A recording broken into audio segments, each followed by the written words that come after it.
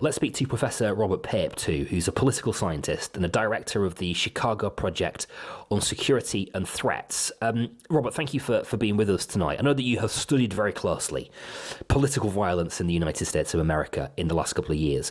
You point to something that we heard there in that clip, and we've heard a lot tonight from some of the bits that I've been able to pick up from this this memorial of sort of enemies, heroes, villains, those kind of characters being drawn, lines drawn in the sand in American politics at the moment.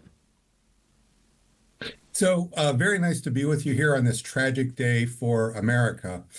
One of the key things I think your audience should know is that I'm the professor who in June published the large op-ed in the New York Times saying we're on the brink of major political violence. And I'm sorry to say the assassination of Charlie Kirk was exactly the kind of event I was warning about. That piece has all kinds of reasons. It explains all that. But one of the big things you're seeing today in the Kirk funeral, which I watched until I've come on your show, is most funerals are about the past. This is really not just about the present, but about the future.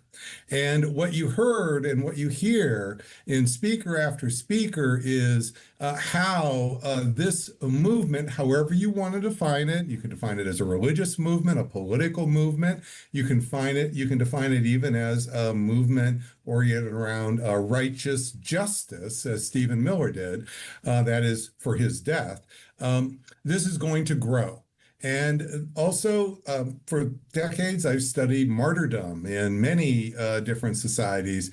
And what you see is that there can be turning points, literally inflection points. We've already entered the era I call the era of violent populism. I was warning about that. We're now in the grip of violent populism with high levels of political violence on both sides of the aisle. That also has been already a pattern where we have large tens of millions of Americans support political violence on both sides. This could actually grow as the months go on. A slight side point this, but I'm keen for your take on it, given your proximity to studying this. There was a story a few months ago of Democrat lawmakers who were politically assassinated. That doesn't appear to have contributed to the same sort of movement, inflection, sense of anger and outrage that this particular political assassination has. Why have they been greeted differently? So that's why I published that op-ed in June in the New York Times. It wasn't a random piece. It was published a few days after the Minnesota political assassinations of those Democratic leaders, and it gave three really clear reasons why the next prominent assassination attempt or assassination was going to be a completely different animal. So number one, we have seen a string of political assassination and assassination attempts and other political violence growing, not just simply happening across both parties, but literally accelerating since January of 2025. That is, we've had over 100 Tesla attacks, which are political attacks against Elon Musk and the conservative Doge that he was doing with the U.S. government. Then we saw the assassination attempt against Democratic Governor Josh Shapiro that almost killed him and his family, literally minutes away, burning them to death here in April. Then in May, we saw the assassinations of the Israeli staffers in Washington, D.C. Then in June, we saw the big dust-up when Donald Trump sent ICE agents into L.A., which caused a gigantic kerfuffle. That, of course, led to the coming of the Guard, et cetera, et cetera. And then we saw the Minnesota. So there's not just been like one event, sir. There's been a whole string of events. On top of that, we conduct surveys of support for political violence in the United States at my center, the Chicago Project on Security and Threats. We've been doing them for 4 years, about every 3 or 4 months. Our May survey showed the highest levels of support for political violence on both sides of the political aisle.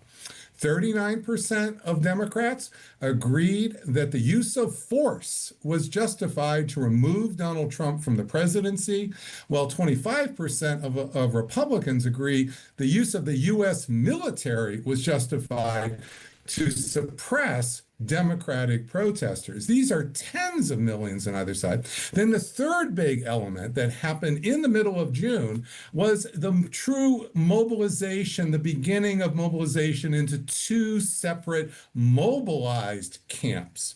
That was with the No Kings protest on June 14th across many, many cities in America, and then Donald Trump's military parade on that same day, which galvanized millions of Americans watching that on Fox News. So you add all of this up together, and we were primed for the next event to be a far more explosive event. That's exactly what I warned about, and I'm sorry to say, exactly what happened. And so what you're talking about there then is a broader change in the language and the style and the sort of aesthetics of politics in America to include, physical violence or physical muscle and physical strength or exploiting people's weaknesses. And I call it, yes, sir. I call this the era of violent populism. Yeah. I invented that term. Because this is not a civil war and it's not politics as usual.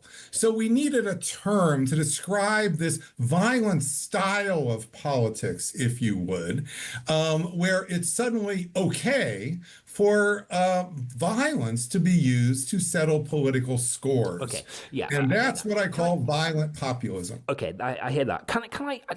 I wonder if that has just been ever thus. I mean, it has been the case for a very long time that America has leaned into its military, been very proud of its military. It's a military. It's always been a country sort of proud of its military might. We've talked for a long, long time, decades, about political suicide or taking out an opponent, or we've talked in these kind of terms, used this kind of language around our politics for a very long time. And there has also been political violence running through America's political history. Are things really that different? In countries, not just the United States, but in countries around the world, when you see punctuated eras of political violence, that often corresponds to punctuated social change, major social change occurring in that punctuated period of time as well.